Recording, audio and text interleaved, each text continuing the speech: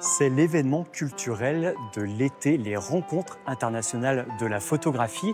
Chaque année, la ville d'Arles vit au rythme de ces expositions qui intéressent autant les professionnels que les amateurs. Et cela fait 56 ans que ça dure.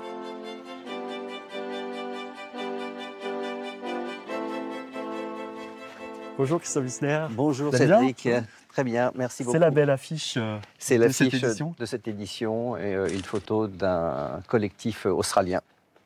Les rencontres internationales de la photographie, c'est vraiment un événement culturel qui dure dans le temps.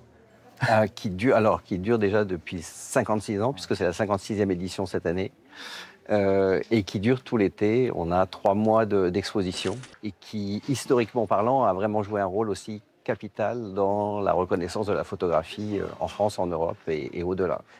Depuis un certain nombre d'années, on a un programme aussi fort pour la représentation des photographes femmes.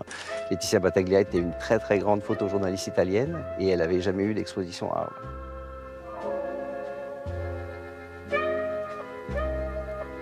Tous les grands photographes sont passés par là. C'est le rendez-vous incontournable.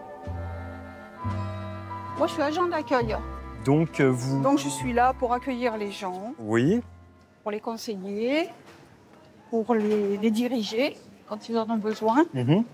Et donc vous envoyez du monde tous les jours? On en voit beaucoup, beaucoup. C'est énorme. On voit des personnes du monde entier. Ah oui. C'est ça qui est bien. Bonjour. Dès l'ouverture, il y a Dès beaucoup de monde, l'ouverture, en fait. il y a déjà beaucoup de monde. Les rencontres d'Arles, c'est plus de 150 000 visiteurs par an dans 56 lieux d'exposition. Et voilà. Pour faire fonctionner cette immense machine, le festival recrute chaque année des centaines de personnes, comme Sandra, fidèle à son poste depuis 5 ans. Vous connaissiez la photo auparavant, avant d'y travailler? Du tout. Et est-ce que vous vous y intéressez? On s'y intéresse beaucoup plus parce qu'on fait des découvertes différentes. On visite tellement de choses, de pays et d'endroits sur les photos qu'on ne peut pas ne pas s'y intéresser. C'est infaisable.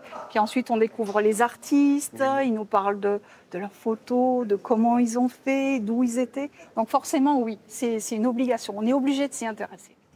Direction maintenant un autre lieu dédié à la photographie. Bonjour Anne. Bonjour. Expliquez-moi un petit peu, alors on se trouve où ici? C'est votre galerie?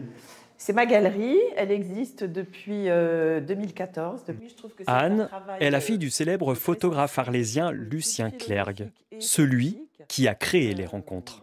Parce qu'elle défend quelque chose. Mon père a monté ça en 69, une idée un peu folle. Il s'occupait du festival d'Arles, qui était un festival ratatouille, comme il l'appelait lui-même au début. Et voilà, il a réussi à introduire la photographie petit à petit. Et en 69, donc, sont nées les premières rencontres internationales de la photographie. Et il ne pense plus qu'à une chose, à faire reconnaître la photographie comme un art en France. Mettre la photographie face à la peinture, à la musique, à l'ouvrir vers à la sortir d'un ghetto en quelque sorte, à l'ouvrir au maximum. Je pense que c'est très important et comme je suis photographe, que je suis ici à Arles, eh bien, c'est là que tout a commencé. Et puis très vite, ça a pris une ampleur parce que mon père a eu l'intelligence d'inviter des photographes américains et puis surtout de faire les fameux workshops.